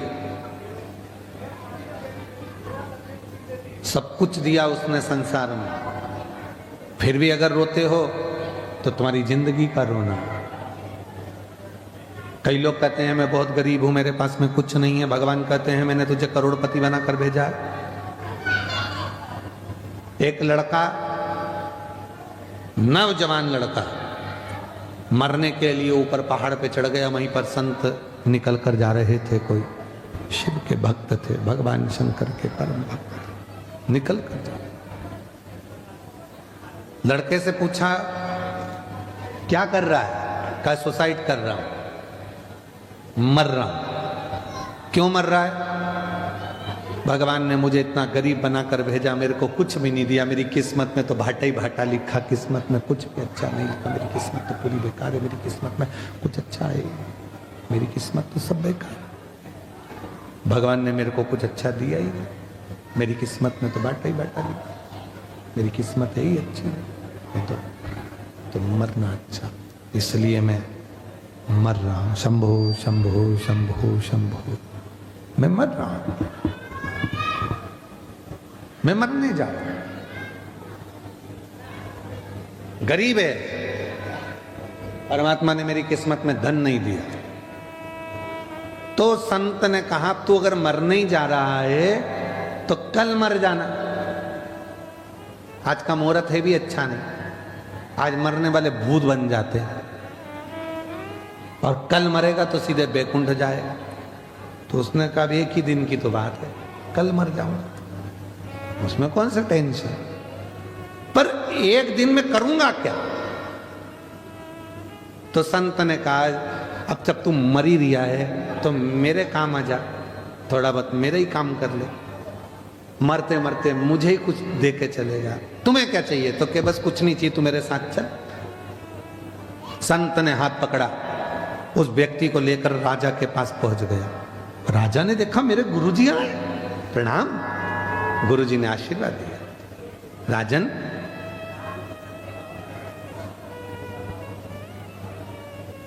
ये मरने से पहले मेरे ऊपर कृपा करना चाहता है और तू मुझ पे दया कर दे। मुझे भंडारा करना है। भंडारा करना है? हाँ, पर मैं किसी से पैसे मांग कर नहीं करूंगा। मैं इस व्यक्ति को लेके आया हूं, इसकी दोनों आंख खरीद ले।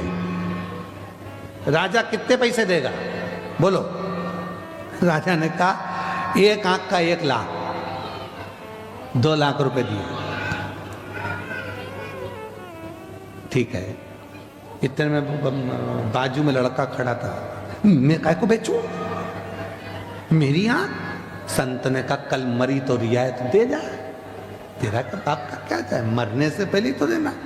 तो महाराज अब मेरा मन है कि इसके 2 कान भी खरीद लो। कितने दोगे? 50,000। ले। इसकी दोनों किडनियां, राजना का किडनी ठीक है 15-15 लाख, पांव 5-5 लाख, हाथ 8-8 लाख, 1,12,00,000 का हिसाब बन गया। चलो निकाल लो इसका सब पैसे दो। इतने में बोला मैं काय को दूं, मैं काय को दूं? भाई तो कल मरना ही तो है, उससे पहले देने में दिक्कत क्या है? नहीं मैं नहीं दूंगा। उसको समझ में आ गया, संत के चरण पकड़ लिए। महाराज मुझे नहीं मालूम था कि मैं भी करोड़ों का हूं, मैं भी करोड़ों का हूं, ये मुझे मालूम नहीं था।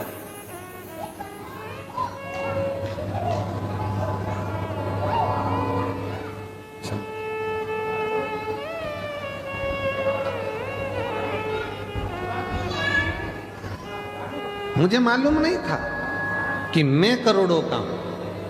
आज मुझे मेरा ज्ञान हुआ, आज मुझे मालूम पड़ा कि मैं करोड़ों का हूं। हम अपने आप को कमजोर समझते हैं, हम अपने आप को खाली समझते हैं, हम अपनी कीमत नहीं समझ पाते। जिस दिन हमने अपनी कीमत को जान लिया, जिस दिन हम अपनी कीमत को समझकर, जिस दिन हमने हमारी कीमत को समझ लिया कि परमात्मा ने हमको जन्म दिया है, वो परमात्मा ने अगर हमें संसार सागर में भेजा है तो खाली नहीं भेजा है। उसने कुछ सोच समझ कर, कुछ विचार कर कर हमको इस संसार सागर में भेजा होगा। जाओ, पार्वती जी कहती हैं कि तारकासुर से युद्ध लड़ो। तारकासुर से युद्ध? हाँ, जाओ लड़ो। इतनी बड़ी सेना और इतना विशाल तारकासुर, जिसने बैकुंठ तक पर भी, इंद्रलोक पे सिंहासन पर भी उसने अपना कब्जा जमा कर रखा है। और आप कहते हो माँ कि मैं उससे लड़ने के लिए जाऊं, मैं उससे लड़ने के लिए जाऊं। शंभो शंभो शंभो शंभो शंभो शंभो, मैं उससे लड़ने के लिए जाऊं? चल दिए षडानंद कार्तिकेय। फिर माँ ने कहा तुम युद्ध करने के लिए जा तो रहे हो, पर याद रखना कि सामने जो तारकासुर खड़ा है, उस तारकासुर के हृदय में शिव बसा है।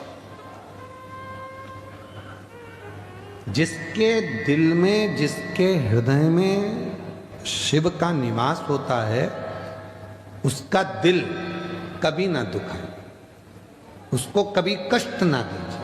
उसके मन में शिव बसा हुआ है, उसके हृदय में शंकर बसा हुआ है, उसके हृदय में शंकर समाहित, उसके हृदय में शंकर जी विराजमान है। हृदय में अगर शिव बैठे हैं तो उसको कष्ट ना दिया जाए। एक काम करना षडानंद कार्तिकेय, बाण तो छोड़ना, पर उसके हृदय में ना लगे, इसका ध्यान रखना। उसके हृदय में बाण नहीं लगना चाहिए, इस बात का ध्यान रखना।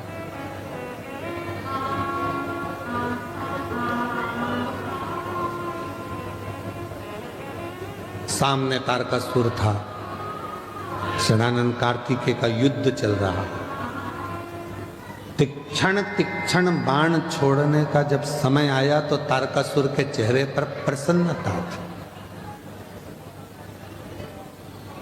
तारकासुर के हृदय पर, उनके मुख पर प्रसन्नता का भाव था, क्योंकि सामने शिव के पुत्र खड़े थे। शिव पुराण कहती है, भगवान शंकर का चरित्र कहता है, शिव तत्व कहता है, भगवान शंकर का पवित्र चरित्र कह रहा है, शंकर भगवान की पवित्र कथा कह रही है। मान लो शिव का दर्शन भी ना हो तो शिव पुराण कहती है, अगर शिव भक्त का भी दर्शन हो जाता है तो यह माना जाता है कि शंकर का ही दर्शन हो। शिव का ही दर्शन।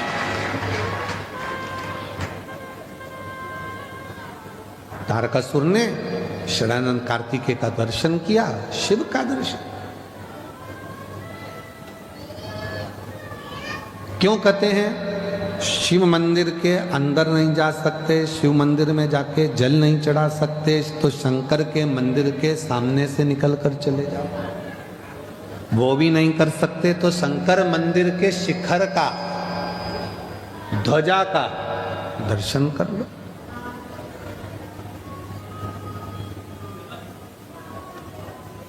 शिव मंदिर में जो ध्वजा लगी होती है, शिव मंदिर की जो ध्वजा होती है, शंकर जी के मंदिर में जो ध्वजा लगी होती है, वो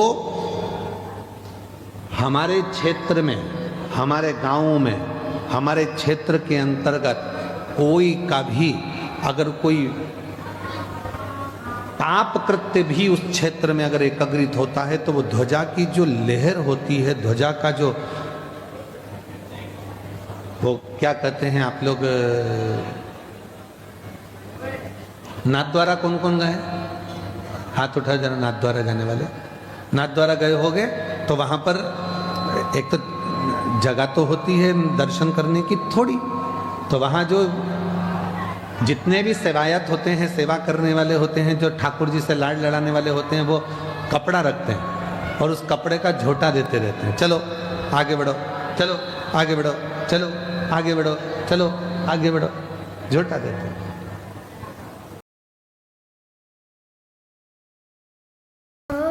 नमस्तुभ्यं श्री शिवाय नमस्तुभ्यं श्री शिवाय नमस्तुभ्यं श्री शिवाय नमस्तुभ्यं श्री शिवाय नमस्तुभ्यं श्री शिवाय नमस्तुभ्यं श्री शिवाय नमस्तुभ्यं।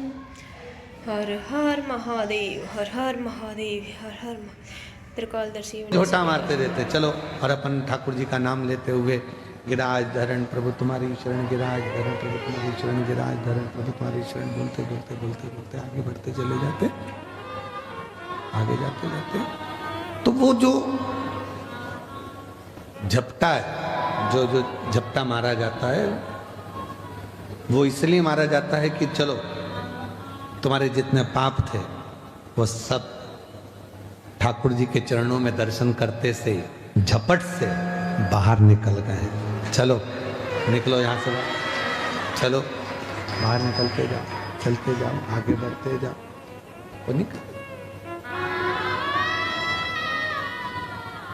तो जो शिव मंदिर पे जो ध्वज लगती है और ध्वज में जो झंडा लगता है, वो पताका जब लहराती है तो उस पताका के नीचे आसपास के क्षेत्र में जितनी भी जगह होती है, उस मंदिर प्रांगण के आसपास में कोई भी आकर खड़ा हो जाता है, उसके पाप, उसके भीतर के जितने भी पाप कर्म होते हैं वो सब झटक जाते हैं, बाहर निकल जाते हैं उस मात्र ध्वजा का शिखर का दर्शन करने पर। है भाई, ध्वजा शिखर का दर्शन करने पर,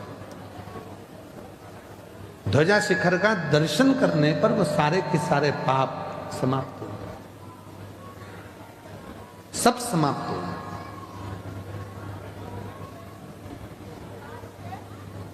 इसलिए शिव महापुराण की कथा कहती है कि शिखर का दर्शन, शिखर का दर्शन भी सब पापों को नष्ट कर देता है। शिखर का दर्शन, और तो शिखर दर्शनम सर्व पाप नाशनम, शिखर का दर्शन भी करेंगे तो हमारे पापों को नष्ट कर दिया जाता है। शिखर का दर्शन भी हमारे पापों को समाप्त कर देता है। तारकासुर के प्राण जा रहे हैं, शिव जी के पुत्र का दर्शन करना, शिव पुत्र का दर्शन, षडानंद कार्तिकेय का दर्शन। इसलिए शिव महापुराण में कहा, दो मन होते हैं व्यक्ति के,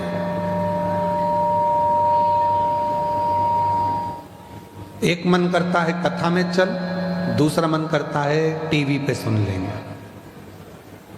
दो मन। भोजन करने बैठे तो भी दो मन है। रोटी पहले दाल से खाऊं कि बैंगन की सब्जी से खाऊं? सब्जी दो है तो मन भी दो होगा।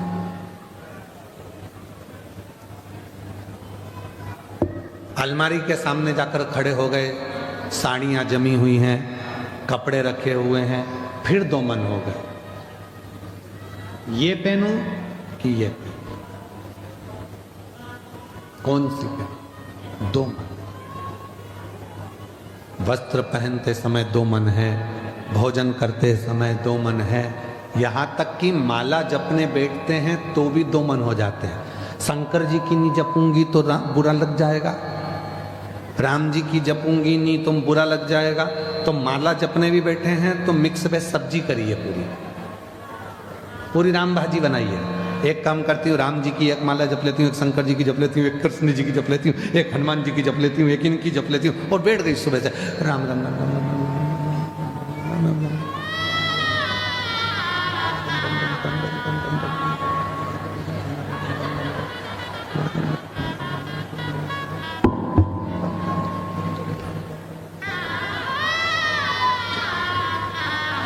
एक किलो दूध ले ले और सेकना की आधा किलो अलग भगोनी में दूध दे देना संग।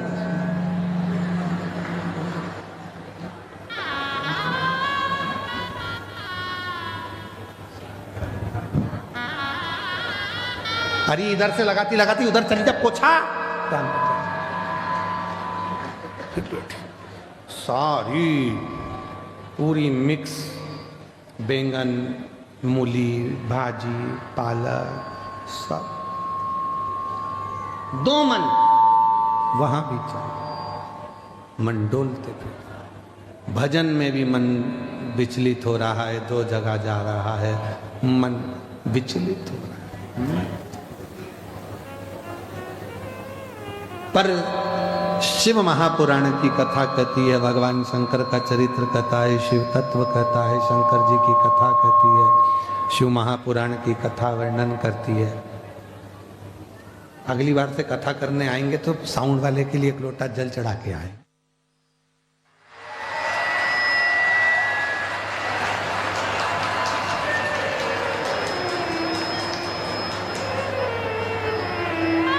सारी समस्या का जल, और एक लोटा बाजू में भी रखेंगे।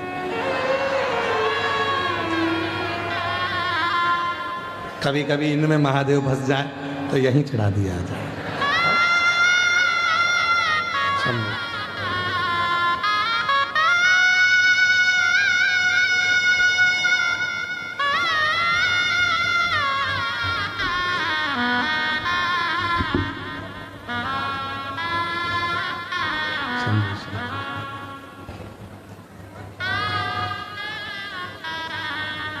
मन विचलित होते हैं कभी।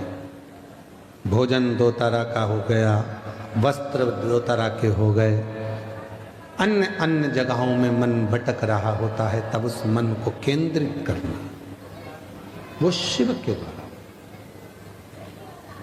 शिव के द्वारा। तो कहा कभी कभी ऐसा होता है कि मन ऐसा कर जाता है कि मैं इस दुकान को खोलूंगा और ये दुकान चलेगी कि नहीं चलेगी, मैं इस फैक्ट्री को करूंगा, फैक्ट्री चलेगी कि नहीं चलेगी, मैं गाड़ी ले रहा हूं व्यापार के लिए, गाड़ी चलेगी कि नहीं चलेगी, मैं इस काम को कर रहा हूं, ये वाली प्रॉपर्टी ले रहा हूं, इस पे मल्टी बनाऊंगा, बिकेगी नहीं बिकेगी, कॉलोनी काटूंगा, इस कॉलोनी में लाभ मिलेगा नहीं मिलेगा।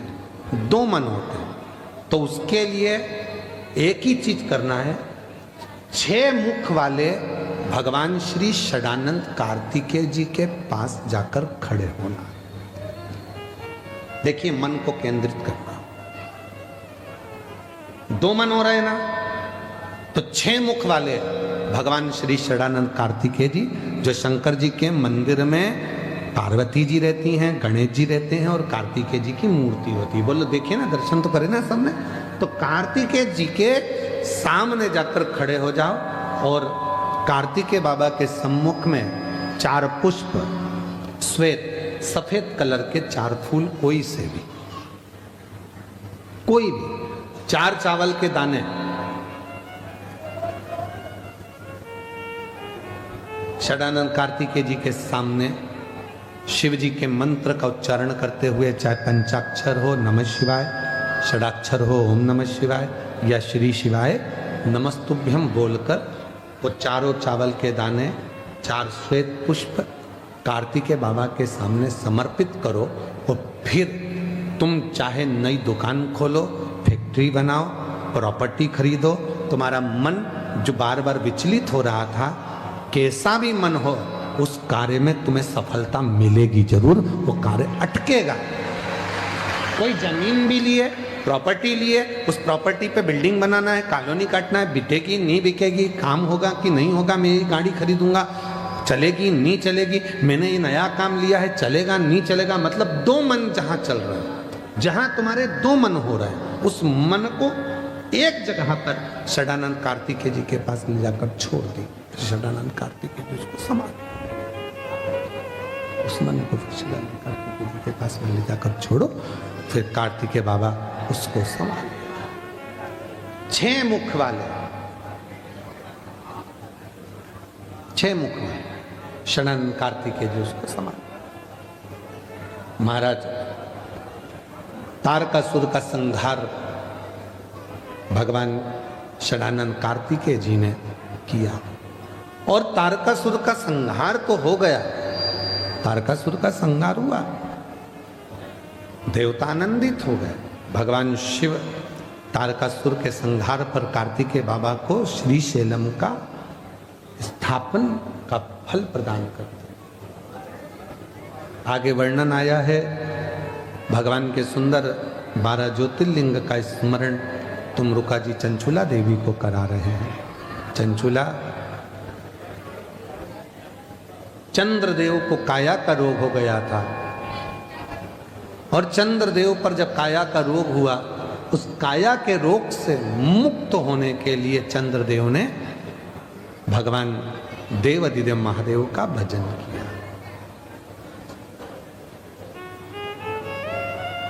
शिव का स्मरण किया। हमारे 12 ज्योतिर्लिंग, श्री विठले सेवा समिति की कथा चल रही है। 12 ज्योतिर्लिंग में इस बार थी देवघर में। तुम्हारे गुजरात में भी बाबा की कृपा से 2 ज्योतिर्लिंग है,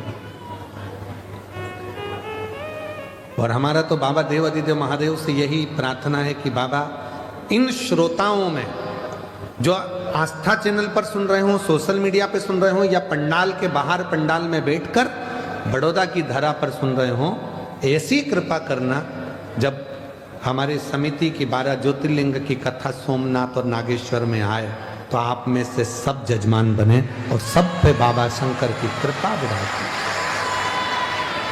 मेरा ओघड़दानी कुबेर भंडारी आपको इतना दे कि जैसे ही आपको सूचना मिले कि हमारे सोमनाथ में विठले सेवा समिति की कथा होने जा रही है, तो आपका फोन आए कि हम भी यजमान बनेंगे, सोमनाथ की पवित्र धरा पर हमें भी यजमान पद ग्रहण करना है।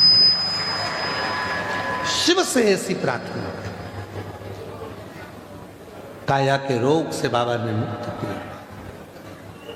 अगला वर्णन आया है, सोमनाथ जी के रूप में बाबा बैठे, श्री शैलम पर भगवान शंकर ने जाकर दर्शन दिया तो भगवान श्री मल्लिकार्जुन के रूप में विराजित हुए। दूषण नाम के राक्षस का संहार किया, भगवान कालाधिपति महाकाल बनकर विराजमान हुए। फिर वर्णन आया, विंध्य पर्वत को भगवान शिव ने दर्शन दिया तो ओमकारेश्वर के रूप में विराजमान हुए। नर नारायण के तप करने से भगवान श्री केदारेश्वर बन गए। कुंभकर्ण के बेटे भीम का संहार करा तो शिवजी का नाम भीमा शंकर हो गया। मनु शत्रुपा के तेज बल से ब्रह्मा विष्णु महेश के सुंदर आनंदमय स्वरूप में पूरे विश्व का भरण पोषण करने के लिए मनु शत्रुपा के लिए भगवान विश्वनाथ बन जाते हैं। अगला वर्णन है, गौतम बाबा पर गौ हत्या का दोष लगा तो भगवान ब्रह्मा विष्णु महेश का स्मरण किया माँ अहिल्या ने, तो बाबा त्र्यंबकनाथ के रूप में विराजमान होते हैं। फिर अगला वर्णन आता है, रावण शिव जी को लेकर जा रहा था, बाबा का भार सह न पाया तो भूमि पर रखा, बाबा वैद्यनाथ जी के रूप में विराजित हुए। दारुक नाम के राक्षस का संहार करने के लिए मेरे शंकर भगवान नागेश्वर बन जाते हैं, नागनाथ के रूप में पूजा। राम जी महाराज लंका पर चढ़ाई करने के लिए जा रहे थे और विजय प्राप्त करना थी, इसलिए रामेश्वर धाम की स्थापना होती है। राम जी रामेश्वर के रूप में शिव जी विराजमान। फिर वर्णन आया, सुधर्म नाम के ब्राह्मण की धर्म पत्नी घुष्मा के बेटे को सोतन ने टुकड़े कर कर तालाब में पटक दिए थे। एक हफ्ते पहले मरा हुआ वो बेटा भगवान शिव की आराधना से साधना से जीवित होकर बाहर आया, तो उसका नाम कृष्णेश्वर महादेव। ऐसे 12 ज्योतिर्लिंग का प्रसंग जैसे ही तुमरुका जी ने कहा, चंचुला देवी का पति बिंदुक प्रेत योनि से मुक्त हो गया। चंचुला देवी अखंड सौभाग्यवती धारण कर ली। तुमरुका जी ने शिव जी को नमन किया, शिव जी ने अपनी बेलपत्र उठाकर शिव पोथी को समर्पित करी। तुमरुका जी ने, भगवान शंकर ने कहा, तुमरुका मांगो, तुम्हें क्या चाहिए? तुमने इस शिव महापुराण का वाचन किया है, तुम्हें क्या दूं? तुमरुका जी ने हाथ जोड़कर निवेदन करा, बाबा इतनी कृपा करना, जब घोर कलयुग बढ़ता चले जाए, कलिकाल बढ़ता चले जाए, तब ये शिव महापुराण की कथा जिस भूमि पर हो, जिस नगर में हो, जिस गांव में हो, जिस क्षेत्र में हो, और जो इस पवित्र कथा को सुनने के लिए कथा के पंडाल के बाहर, पंडाल के भीतर या शिव महापुराण की साक्षी में जो पहुंच जाए, जो मांगे, कलिकाल में उसकी मुराद पूरी हो जाए, ऐसी कृपा होगी।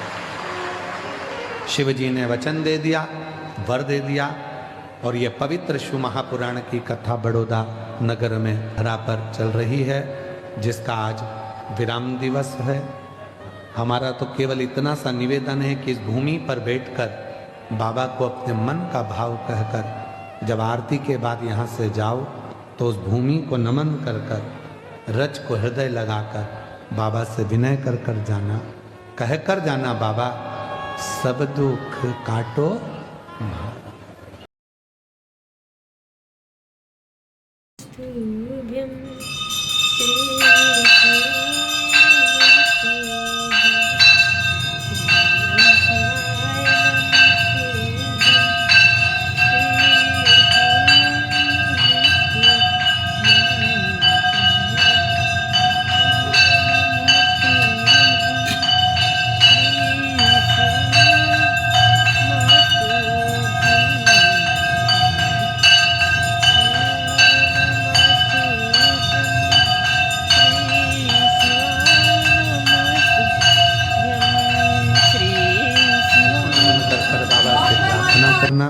विनय करना, नमन कर कर जाना।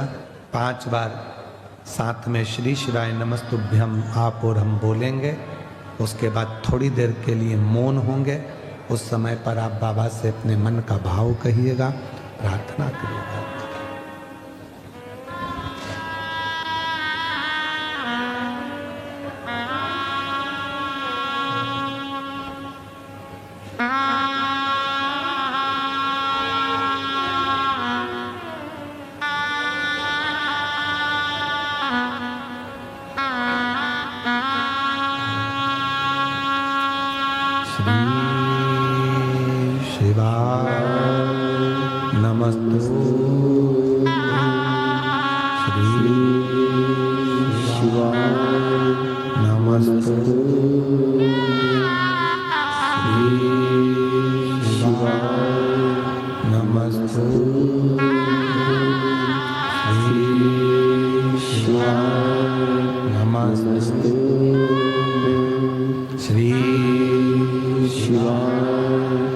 नमस्तु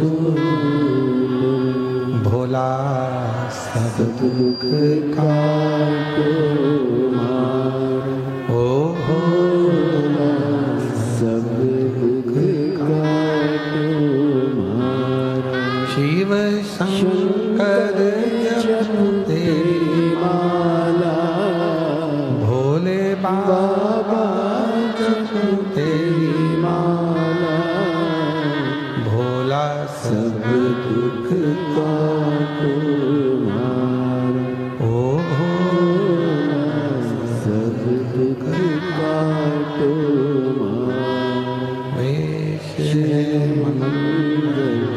मंगलकारी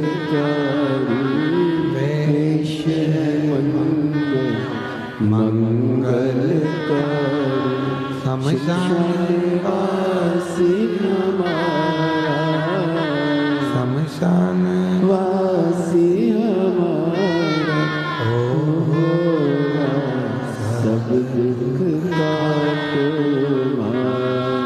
ओ भोला सब दुख काटो